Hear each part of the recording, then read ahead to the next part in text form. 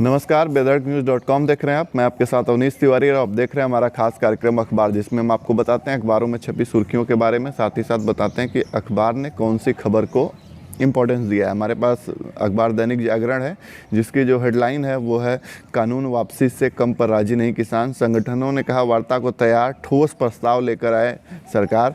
तोमर बोले वार्ता से ही निकलेगा रास्ता। किसान संगठनों का अड़ियल रुख। किसान संगठनों का कहना है कि अगर कानून जब तक वापस नहीं होगा हम मानने को तैयार नहीं हैं। सरकार अगर कोई ठोस प्रस्ताव लेकर आती है तो ही हम वार्ता के लिए तैयार होंगे।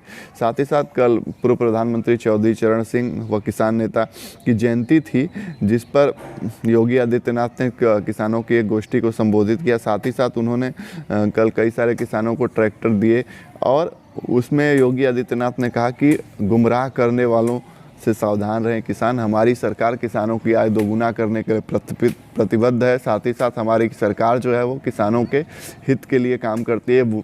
ये विरोध में उन लोग हैं जो अपने टाइम में चीनी मिलों को बंद करवा दिए। हमारी सरकार गन्ने की प्रॉपर भुगतान कर रही है, साथ ही साथ कई सारे चीनी मिलों को खुलवाई है। तो कुल मिला जुला के गुमराह करने वालों से किसानों को सावधान रहने की ज़रूरत है। अगली जो खबर है, अनुसूचित वर्ग के बच्चों के लिए केंद्र सरकार ने खोला खजाना। पोस्ट मैट्रिक छात्रवृत्ति स्कीम में खर्च होगी पहले से 5 गुना ज़्यादा राशि।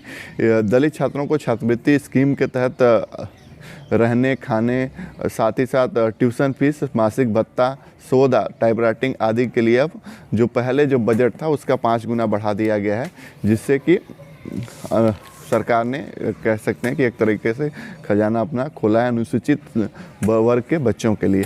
दूसरी जो खबर है विजय मिश्रा को लेकर है। भदोही से बाहुबली विधायक विजय मिश्रा पर एक और मुकदमा दर्ज किया गया है। हाईवे के किनारे 2.5 एकड़ ज़मीन कब्जा करने के मामले में उनके ऊपर एक और मुकदमा दर्ज कराया गया है। अब अगर हम बात करें राष्ट्रीय व अंतर्राष्ट्रीय खबरों की, तो इसमें है देश में तेज़ी से घट रहे हैं कोरोना के सक्रिय मामले। अब सिर्फ 2,89,000 रह गए हैं उपचाराधीन मरीज। साथ ही साथ महाराष्ट्र में अब महाराष्ट्र के बाद अब कर्नाटक में भी नाइट कर्फ्यू लगेगा। ये खबर है।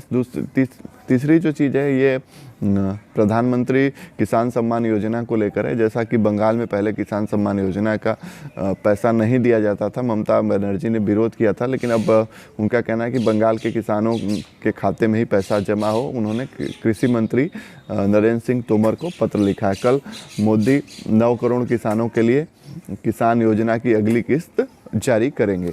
अब बात करेंगे अगर अर्थ जगत की, तो अर्थ जगत में 1% नगद जीएसटी भरेंगे 50 लाख से अधिक टर्नओवर वाले कारोबारी। साथ ही साथ रुचि सोया में बाबा रामदेव की नियुक्ति पर मुहर लग गई। इंसॉल्वेंसी झेल रही जब रुचि सोया कंपनी अभी पतंजलि ग्रुप की हो गई है, उसके बाद से पतंजलि आयुर्वेद समूह का हिस्सा बनी रुचि सोया इंडस्ट्री लिमिटेड के निदेशक मंडल में योग गुरु बाबा रामदेव की नियुक्ति पर अब मुहर लग गई है। बाकी आप बेधड़कन्यूज़.com देख रहे थे। अगर आप स्टोरी फेसबुक पे देख रहे हैं तो हमारे पेज को लाइक करें, यूट्यूब पे देख रहे हैं तो हमारे चैनल को सब्सक्राइब करना ना भूलें। धन्यवाद।